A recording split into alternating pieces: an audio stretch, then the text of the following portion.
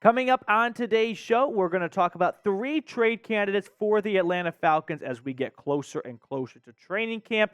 And we know that training camp brings football, it brings pads, and it brings injuries. So other teams might have some injuries, and they might give Atlanta a call if they've got a player at an expendable position. So before we look at those 3 trade candidates, the July sub battle is not going well. Holy shitballs. The Saints Now channel has 82 subs on Falcons Today with 18. I do not want to lose to Trace Gerard and Saints Now. I don't want to lose now. I don't want to lose to the Saints in the fall. So let's take down Saints Now and let's take down New Orleans this season by hitting that sub button. Now, our first trade candidate is Mykal Walker. So after adding Kaden Elliss in free agency and with Troy Andersen rising the ranks entering his second year, I wonder if the former 4th round pick could be made available for trade if a team called Atlanta because they lost a linebacker and said, listen, we're looking at your depth chart right here. You have Troy Andersen and Kaden Elliss starting.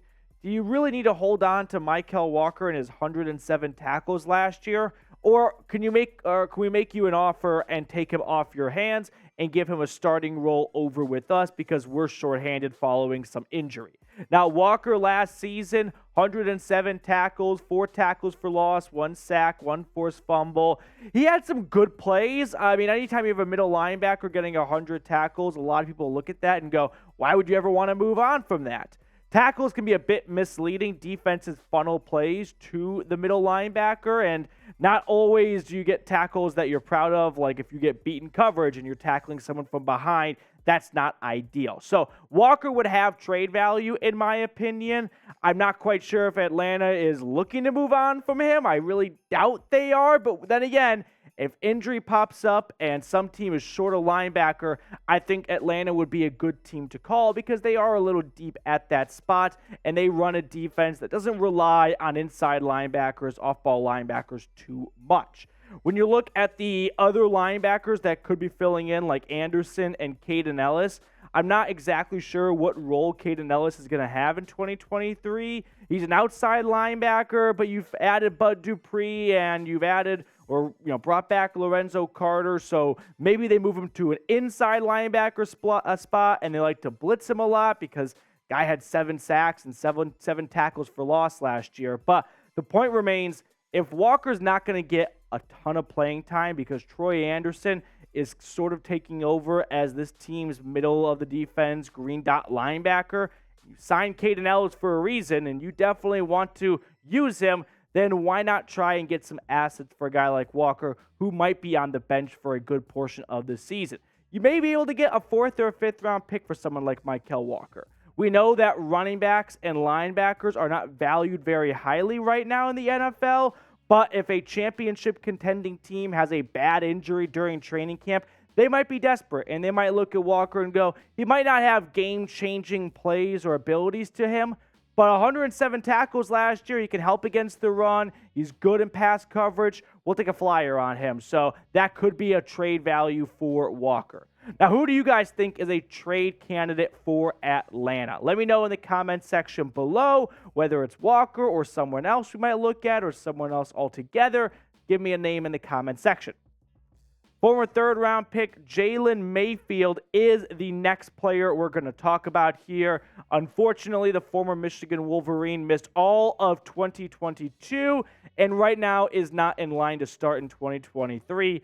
His career PFF grades are not glamorous, 48.7 overall. Remember, he came in and they moved him around a little bit coming out of Ann Arbor, started his rookie year, and now he's kind of a nomad on the offensive line. Is he a guard? Is he a tackle? I'm not entirely sure, but Mayfield, I don't think, has a long-term future in Atlanta, especially after drafting Matthew Bergeron. The Falcons have a really good starting front 5. The only question mark is Drew Dahlman at center, and I'm comfortable with Dahlman at center this year.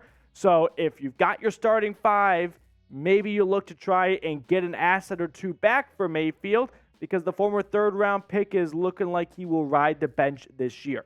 Like we said, the PFF grades are not fantastic for him. There's not a ton of tape on him because he missed all of last season. coming back from an injury. During training camp, I know they were giving him some reps at guard after playing, or tackle after playing guard initially coming out of Michigan. He has flip-flop, Michael Scott, snip, snap, snip, snap, snip, snap all over the offensive line. But the drafting of Matthew Bergeron pushed Mayfield out the door, more or less, because they did not view Mayfield as a starting guard on this team anymore. They liked what they saw in Bergeron. They moved up to get him, so you knew they had a big crush on him. So Bergeron will step in at left guard once the season gets underway. And then maybe a team calls for Mayfield because, like Walker, injuries pop up in the preseason, and he is a potential starting guard for another team or even a tackle potentially. Maybe you get a 7th rounder. I remember last year the Titans traded for Dennis Daly, a tackle from the Carolina Panthers. It was a day 3 pick swap 2 years in the future, so that would probably be a good outline or a good blueprint of what a Mayfield trade could look like. You trade away a 7th and you get a 6th back, something like that. Sort of like Deion Jones when he went to Cleveland. That could be a good template for a Jalen Mayfield trade.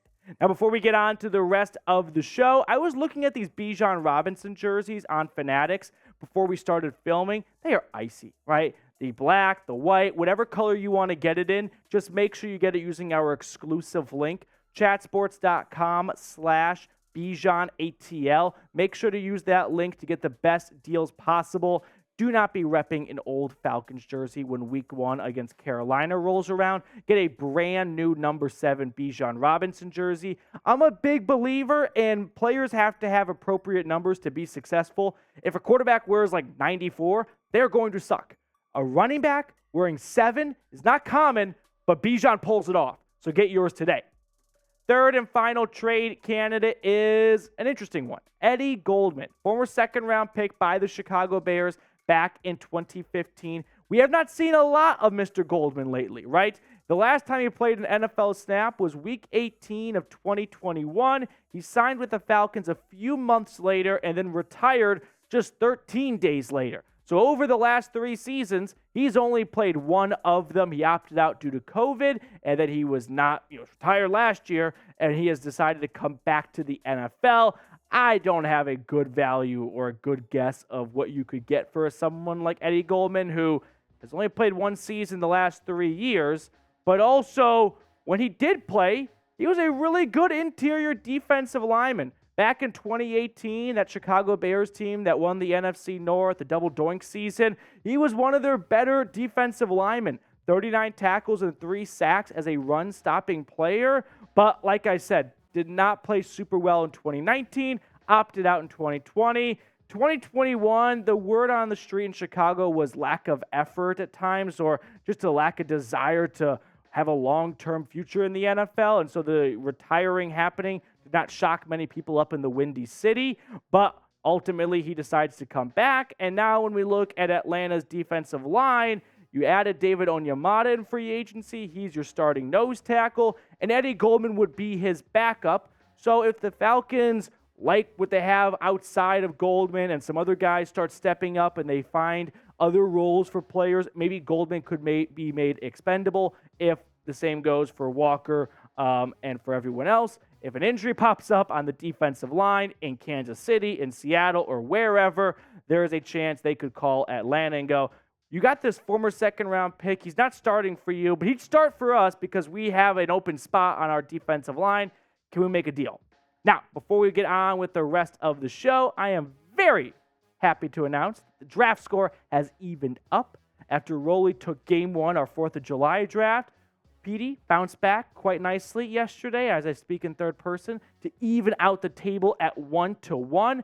So what draft do you want to see Roley and I do next? We've got a good draft laid out for everyone on today's show, but give me your draft ideas in the comment section, and who knows, we might pick your idea for a future show.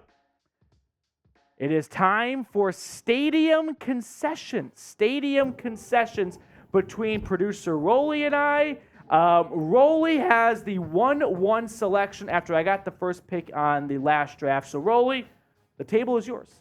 Yeah, with my 1-1, I think I went with the most classic selection you can make, and it's just a simple, nice little hot dog, whether it be a football game or a baseball game. I'm kind of just throwing out potential NBA and NHL games because I mostly just think of football and MLB, excuse me, when you talk about concession items, hot dog, outside, having a nice dog while watching a game, best feeling in the world. Yeah, it's a basic. I can't knock the pick right there. For my first pick, I went with beer. You got this during the 4th of July draft. I was very upset about it. My whole camp was pretty upset about it. So we couldn't pass up on the opportunity, especially for baseball games. Like NFL games, that's my work. Yeah. I'm busy. I'm focused. I'm getting loud on defense. But a baseball game, un-American to not get a cold beer with a dog. So I went with a nice ice cold beer with my first pick. Yeah, with my second pick, 3rd overall, I went with popcorn here. I kind of like the value play here. I know some other people might think otherwise, but you grab popcorn, everyone's going to be okay grabbing a nice little handful. You're not going to have people in outrage that you took popcorn when you went to the concession stands. So popcorn, everyone gets involved, everyone gets to touch the rock, have a good time. I just think popcorn's reserved for the movies. Not a fan of stadium popcorns. With my second pick, 4th overall, I went with the chicken tenders basket. Everyone knows why. For some reason, there's an unspoken rule that in an American society at stadiums, if you get chicken tenders, it comes with fries for free. It's a nice 2-for-1 for the people. Burgers never come with fries at stadiums. Hot dogs never come with fries. But you can't have chicken tenders alone. So I'm going with the chicken tenders basket. It's a good staple, a great one to fall back on. Yeah, it's a decent pick. It's just all right. It's a great pick. It's a great pick. With my 3rd pick, 5th overall, I went soft pretzels. There is very few things that get me excited in life like soft pretzels, especially when it's made correctly. You get the softs, maybe you even get some nice little nacho cheese, split it up, eat that twist in the middle. You're just enjoying life when you're having a soft pretzel. I will agree that when a soft pretzel is done right, it's awesome. But when it's done wrong, it's a disaster. Yeah, but a good soft pretzel at the concession stands is a top tier. Pick number 6 overall, I went with ice cream in a baseball hat. We all know what I'm talking about. A nice soft serve swirl ice cream in a baseball hat. Has to be in an upside down baseball batting helmet, and it is undefeated. It is the best way to take in ice cream. Ice cream tastes better in a batting helmet. It just does. I can't disagree with that. You throw some sprinkles on that. Oh, it's God, a good selection. I got to be honest. I think I would have not taken it with my last pick just off of not thinking of it. So it's a great pick from Petey. Thank you. And my final pick is my personal favorite of the entire list. Peanuts at a ball game. It is my number 1 concession item, especially when you're talking baseball, as most of you guys might be Atlanta Braves fans that watch this and are Falcons fans as well. Go to the park and you're just eating some peanuts outside. You throw them on the ground, no care for if you're making a mess or not. It's just one of the best feelings in the world. Have some peanuts at the game. I love the pick. Some boiled peanuts down there too. They love it. All right, pick number 8. I went with bratwurst because you got hot dog, and I respect the pick. I like the pick, but the unpopular selection is I'll take a bratwurst. You get some grilled onions on it. Get some ketchup going with that too. That's my 1-2 punch. Give me a nice brat with a beer, some chicken tenders, fries to go along with it, and cap it off in the 8th inning with a nice ice cream baseball hat. That's an awesome day at the ballpark. Expensive day. Oh, poor Rolly over there. All right, let us know which draft you liked more. Comment Rolly or Petey in the comment section. We will continue to update the standings all off season long. That is it on today's show. Thanks so much for tuning in. We'll see everyone later.